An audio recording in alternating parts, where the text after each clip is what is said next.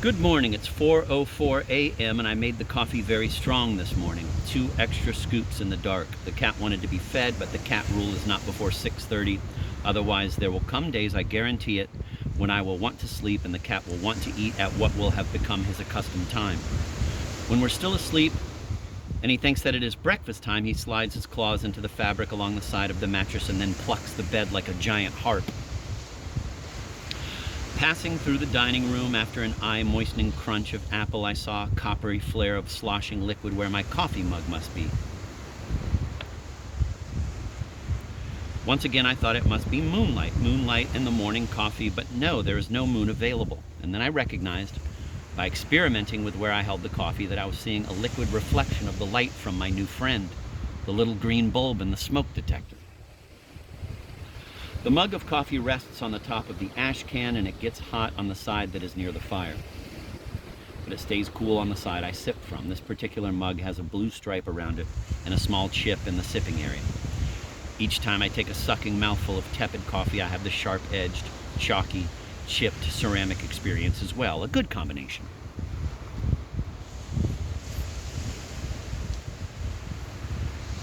I've got my eyes closed now. The flames make semaphoring rhythms against my eyelids.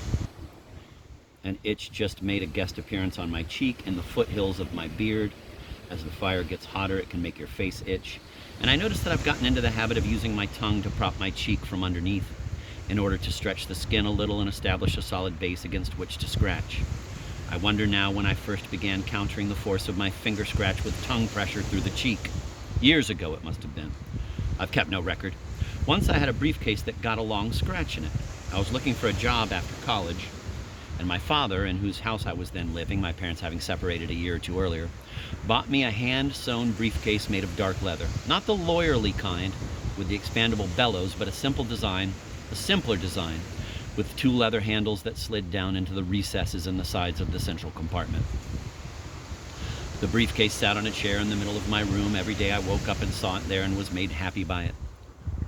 In it was a file with all 4 of my unfinished poems and another with my resume and several more empty folders ready for the time when I would have more things to file. My father was at work by 9, so I didn't see him in the morning, but he would leave notes for me. "New box of Cheerios," a note would say, in his fast but calligraphy-influenced printing, with a late Victorian arrow pointing to the unopened Cheerios box, which was displayed at just the right angle to the paper. Next to the Cheerios was a bunch of bananas often, and he would draw a hand with an extended index finger calling attention to that. "Note fresh bananas," the message would say, and the exclamation point would have its own drop shadow. I wish I had every morning note my father ever wrote me. I have some, I think, I hope.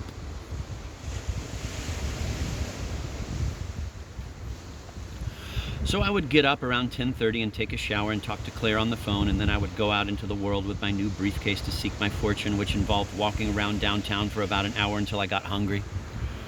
One day I went to a cafeteria to have a hamburger.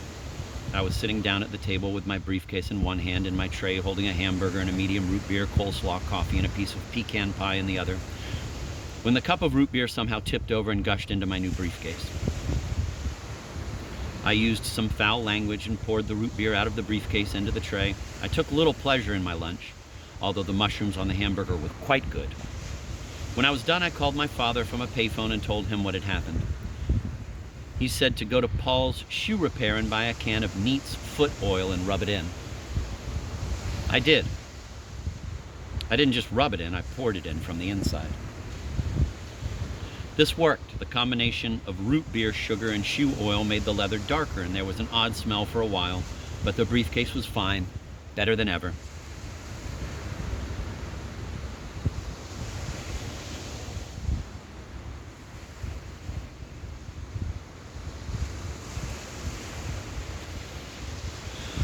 Then at my grandfather's funeral, one of my overly successful first cousins, all of whom went to Yale Medical School and are full of shallow competencies, said, "Here, I can put this in the back," and wrestled my briefcase out of my hand and flipped it up and let it land on the spare tire in the trunk of his rented car. He took hold of both sides of it and pushed it back deeper into the trunk, not noticing that there was a long bolt with a rough edge projecting up from the bottom of the trunk, onto which the spare tire was clamped, and that as he pushed my briefcase across this bolt, It would scratch the leather. This was no surface scratch. This was a deep, straight gouge, a wound 3/8 of an inch wide that went all the way down on one side, exposing the leather's untanned layer. Sorry, my cousin said. I took my briefcase over to a stone parapet with a round decorative cement globe and an urn, and I bounced my fist a few times against the urn's rough surface.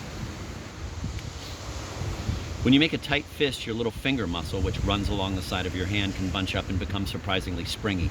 And if you time the fist clenching just right, you can use the sudden bunching of the muscle to help send your fist back up in the air for the next bounce. At the airport, my father looked at the briefcase scratch and he said, "I'd take it to Paul's shoe repair." Paul sanded down the roughness of the scrape and dyed it a chocolate brown that wasn't a perfect match, but was still very close. I used the briefcase for almost 15 years until finally both handles tore. Now it's in a box in the attic.